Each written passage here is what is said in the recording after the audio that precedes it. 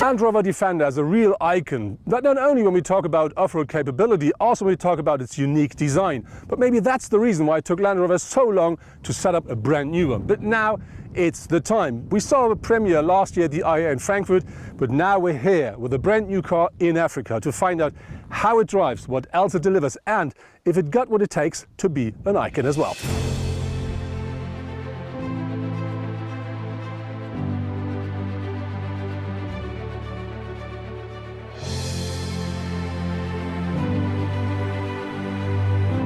Looking around the car regarding to the materials they used and the craftsmanship, what you do find in the car is loads of nice stuff, like something that looks like carbon fiber in the doors, something that looks a bit like leather or chrome. You do also find something like screws you can see that gives the car a bit like the technical touch.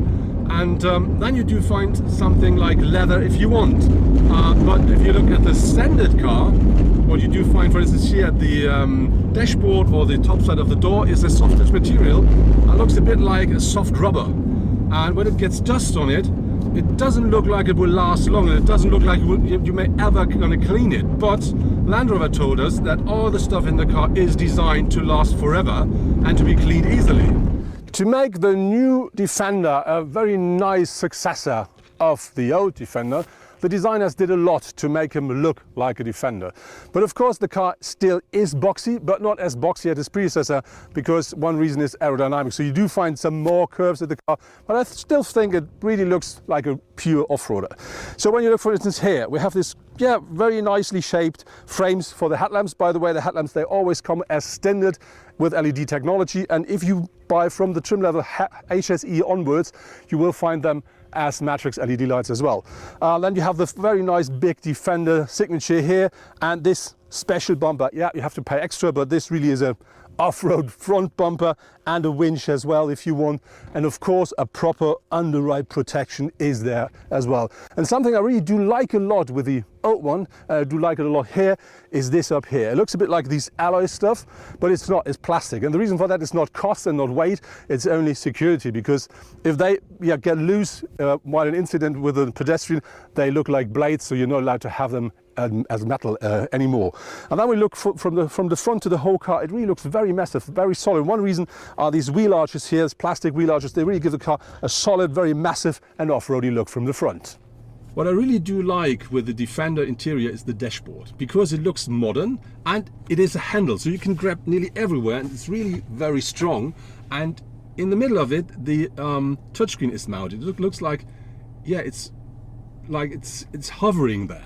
And what I really do like is this piece here is part of the body structure of the car. And I really like the idea, because that's, for me, that's a part of the Defender idea, to show technology and to make it touchable. And this, in the purest meaning of the wording, you can really touch parts or important parts of the car. I really do like that a lot. You can see that the Defender offers the perfect condition for all upcoming adventures by only looking at the numbers. In addition to a ground clearance of almost 30 centimeters and a wading depth of 90 centimeters, it offers an approach angle of 38 degrees and a departure angle of 40. It can tow up to 3.5 tons and up to 900 kilograms can be loaded. The Defender also scores with a roof load of up to 300 kilograms static and 168 kilogram dynamic. So now we drive on a track which is called Van Sil's Path, and this is some Dutch guy who found this path through the middle of nowhere. And what we do now, we drive in low range. The car's fully up with the air suspension, which means we have the full ground clearance now. And this, what is in front of us now, is what I call driving off-road. We completely agreed while driving through the bush that we're happy not to drive our own car, because with all these branches going on the car, I think it's not fun to polish it afterwards. So I think the foil you can buy as an optional extra for this car maybe is a good investment. Driving on these rocky roads, what you instantly feel is we have the perfect seats on board. So they not only offer loads of comfort, they also offer the amount of support you really need to have no problems with your back after a day in the mud and the rocks. How modern is the new Defender? So when you buy the base model, you will find standard instrument cluster, 2 round instruments, a small display in the middle. But if you use the next trim level, you do find a 12.3-inch full digital cockpit.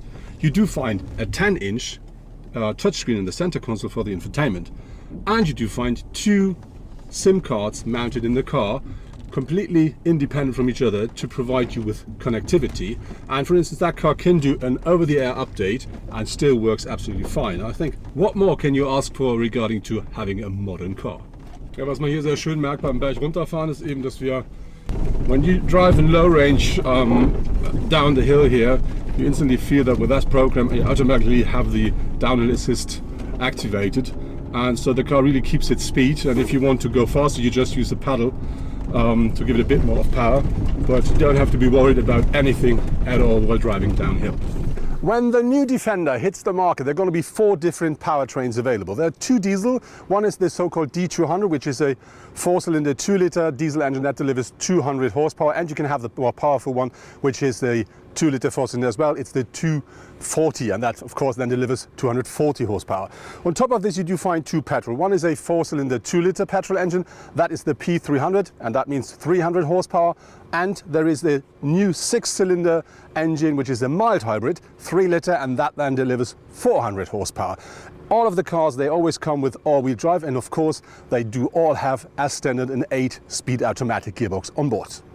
So what is in front of me now is really something where you can prove what the Defender is capable of. So everybody who says this is not a real Defender, I'm going to prove it is. What I do now is I just drive like the instructor shows. So I'm not looking at the surface, I'm only looking at the instructor's finger to show me where to go or where not. One typical thing for a Defender is it's your best mate, and I think we're going to prove this here, because normally I have to go by feet downhill. So if you really watch these guys and follow their instructions, you have loads of fun, and it's quite easy to do this job here then. And if you do this, you can just have fun and not have any problems at all. Looking at the side, what I see instantly are these big claddings here, the wheel arches and on the side of the car. That really gives the car the off-road look you're looking for. And then another thing is the new Defender comes with quite big wheels. 18-inch steel as standard, but you can order up to 22-inch alloy if you want. But I really do like these white steel wheels a lot, because they remind me of the predecessor of the car, and I do think they fit the new one as well perfectly. Looking a bit more further down the car, you find this here. This is not a snorkel for driving this 90 centimeters of wading depth. No, this is here especially for us in Africa, optional feature to get more fresh air into the car and not only the dust from the road. And then when you look here, you of course can buy loads of bits and pieces for the car as an extra optional feature, but you can also have packages. And then you get stuff like this rack here, or the extra tire on the rooftop, or the ladder here you can use to climb up on the top of your car. And yes, to make the car the real off-roader you're looking for, you have very short overhangs front and rear, and with that car that features 29.3 centimeters of ground clearance. Important here, you have to have the air suspension for it. It comes as standard with the 110, but you have to pay extra if you drive the base model of the 90. So now it's really getting a bit, yeah, unfair, let's say that way. Actually, I don't want to be the tire of that car. What we just did is we activated the camera system at the front of the car, because that gives us the opportunity to see the side of our front tires, because we have loads of, yeah, quite bad stones in here, and they want us to just cross them with a standard part of the tire, because if they hit the side of the tire, will be instantly gone. And so we can see that quite nice here. And then he said, I think a very nice tip was use the rear view mirrors to see the rear tires, because very often they're simply being forgotten. For the new Defender, there will be 3 different center consoles available. The first one is the one without the center console, which I like a lot. Then you find this one here, which is a standard center console with a big luggage compartment, and I think you can have a fridge as well. And then there's the one we drive at the moment, our diesel, which is a foldable extra seat, which means you have cup holders if it's fold down, and if you want to have an extra person in the first row, you can just put it up and you can drive with 3 people right here. So now the most technical part of our tour is in front of us, and therefore I selected in the terrain response rock crawl mode, because it really gets rocky and downhill as well. So as always, business as usual, listen to the instructor and hope it works. So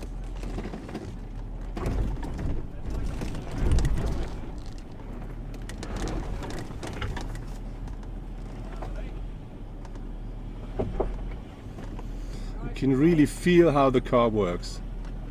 What is very interesting is you don't really feel how much the car is working. It doesn't feel 100% the way it is. It looks a lot more interesting from the outside. I think one key thing of the Defender is you feel safe and comfortable, and this really is something the car delivers. So now we have a bit of uphill in front of us, not only easy, and now the Defender can prove again that the new Defender is a real Defender. So let's see how that works. Still in low range, still the suspension completely up. It all feels so easy in that car. Actually, it's really hard for me to find anything at all that I don't like with that car. Looking at the rear of our Defender, it's a bit like a mixture out of historic and future. And so when you look at these new taillights, they are really modern, but the shape of them reminds me of the shape of the daytime running lights from the front, and I really do like this graphic a lot. Looking for something where you can say, yeah, this is typical for a Defender. Look at that shape here. There's wide shoulders and this quite straight part up here. That's typical for a Defender. Yes, it's a bit more modern interpreted, but really like this a lot. And when you look at the tailgate, of course, this goes to the side, and this gives you the view into the reasonable sized boot, but more about that later. And then, of course, to give the car the off-road capabilities you need, you find the extra wheel mounted on the tailgate as well. And when you look at the whole shape and look of the car from the rear, you instantly see that car goes absolutely everywhere. The Defender 110 offers a maximum loading volume of 1075 litres behind the second seat row. If you fold down the seats, up to 2380 litres are available. The numbers of the 7-seater are a little lower, but it still offers 231 litre of storage space behind row 3. Actually, at the moment I'm driving the diesel, which is a 2-litre 4-cylinder turbo, and that delivers 240 horsepower, 430 newton meters of maximum torque, and is combined here is all the new Defenders with a 8-speed automatic gearbox and of course all-wheel drive. And that engine really is a pleasure to drive. It's absolutely powerful enough to have great fun even here on loose sand. It really works absolutely well, and yeah, an absolutely pure pleasure to be in that car with a diesel. There's no need for the bigger petrol one, because that is powerful enough. As you may hear, even on this surface, it's quite quiet in the car, and the reason for that is that the diesel as well as the petrol engines are very nicely insulated, so it's a very quiet place to be. Talking about modern connectivity, of course the Land Rover Defender is delivering a modern infotainment system that offers you Apple CarPlay, Android Auto. You do find USB-A, USB-C sockets here, everything you need in that direction. So we do find with the Defender the old off-road world connected with the new modern world. So now we drive on a mixture out of gravel and rocks, and some of these rocks, they're quite sharp and they do just pinch into the wheels. The thing is, if you have the standard surface of the tire, that won't harm it at all, but if it goes to the side of the tire, that instantly gives you a big problem. And that's the reason why we just had a short stop over to change the first of the tires, but fortunately not on our car. We have a system on board that they call ClearSign Ground View, which is something like a transparent hood. It's a camera-based system that gives us a picture of our tires moving on the ground, which is quite good if you really want to see what obstacles are in front or side of your tires.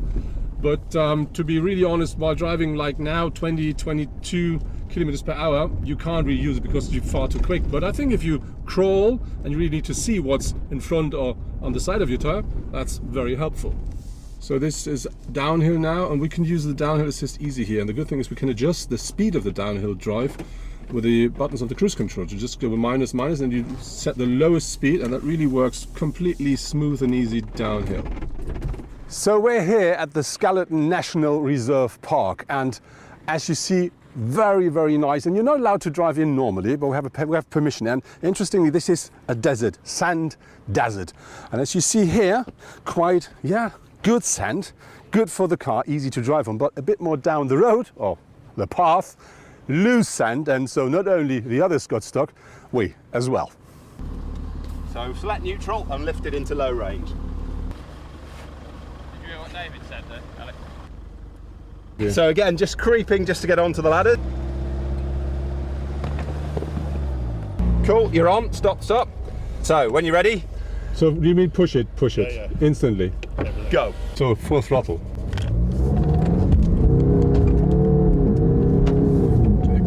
Wir kommen in Schwung. Ja. That's it, and just keep going now. Back up to your left. Keep going.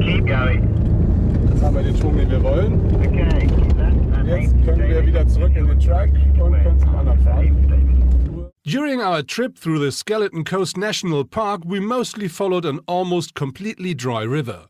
The underground sometimes allowed relatively high speeds, and so the water crossings were even more fun. Something that you do feel a lot while driving very quick like we do at the moment on sand is that car is very nice to put into a controlled drift and get it back out again. And even if you don't have all the assistance systems on, that car is always under perfect control and always provides you with great fun while enjoying this surface as we do at the moment. So I just stopped because what now comes is very important to me. When we talk about the old Defender, I never fit in. My knee were in the dashboard, my head were in the roof, and my elbow was, I felt like it was outside of the car, and my shoulder the same. And this is completely different with the new one. As you can see, I'm nearly 2 meters tall and I sit perfectly in the car. Plenty of space for my head, for my knees and for my shoulders as well. Of course, I do hit the B-pillar a bit, but I'm quite a wide person. So really loads and loads of space. And you can see here, we're driving the version with this extra seat at the front. And this, even though it is a proper seat, it only benefits the car because you have your armrest, you have your 2 cup holders. Really something that absolutely works also for tall persons. And important is, or funny is, still, maybe you remember, with the old Defender you sat very wide outside at the edge of the car. And this is still the same with that car. And I think it's really funny how they made it, how they conserved this, so that you have the typical Defender position, but a lot more comfortable. And the thing now is how it looks behind me, because is there enough space for another person? Let's find out now. So I won't change my seating position. I close the door, come on. Door closed. I step in. You see there's a practical handle here for people who are not as tall as I am. But I haven't changed my seating position, as you saw. Loads of space for my head, about 10 centimeters, about 5 to 10 in front of my knees. Shoulders fine. This is now a car which is not only an off-roader anymore, or not only a car for people who wants to say, I can afford a Defender. This is a family car. So you can easily travel with 2 or 3 kids in that car and everybody will have enough space and will have loads of comfort. Now I'm on tarmac with the new Defender. Until now we only drove off-road gravel grounds and all that stuff. And I have to tell you that really is a pleasure. The steering is precise enough to really have the car on the road the way you want. The suspension works perfectly. It's quite quiet in the car. The only noise you may hear at the moment are the tires on this, not very nice tarmac, and we have this off-road tires on the car. But the rest really very nice and smooth. If you do cornering with the car, it's always nice and precise to drive. We only have this bit of a shaky thing, which you know or may remember from the old one. But now it's a lot better to control it. It feels a lot more safe and comfortable. So this really is a place where you can stay on road as well, and the car delivers here a lot more than I expected. When it comes to assistance and safety systems, the Defender does not miss anything. Always on board are a 3D surround camera system, a low traction launch assist, trailer stability assist, the attention assistant, an autonomous emergency brake assist, both downhill and hill start assist, a 360 parking assist, a cruise control, a lane departure warning, a traffic sign recognition with adaptive speed limiter, the weight sensing system for water crossings, and more. Optionally, the list can even be extended by packages and individual components. Talking about consumption, we drove the petrol, the mild hybrid with 400 horsepower, as well as the car we're actually driving, the 240 horsepower diesel. And of course we didn't match the figures that Land Rover is putting into their data sheets, because most of the time we drove off-road, we were quite quick, and we have had heavy land. So driving the diesel, I think the official figure is 7.6 per 100 kilometer driven. We used a lot more, a little more than 13. And if we're the time when we have had hard rocks and all the stuff, we even use a lot more than that. But I think if you drive that car from day to day, standard driving on tarmac, you should expect something about 10, maybe 11-ish, but not more. That was my quite long test drive with the new Land Rover Defender. We did about 800 kilometers in Africa, most of it, I would say 99.9% off-road. And the new Defender really is an absolutely nice car, because the new Defender delivers stuff you will not find with the old one. You find extraordinary space in the car. You will find very nice comfort in the car. And you will find on-road capability in the car that you will never have seen with the old Defender. But the question still is the old Defender a new Defender, or is the new Defender as good as the old Defender? I would say these hardcore Defender guys will tell me last, yeah, this is not a real Defender anymore, because we do not have differential locks like mechanic locks. We will not find a differential lock at the front axle. It doesn't work, and that car is not the same. And I can tell you, we gave that car a lot of different stuff to chew on, like sand, gravel, stones, mud, water, and tarmac, everything you can imagine. And that car has no problem with nothing at all. And I can tell you, this is a real Defender.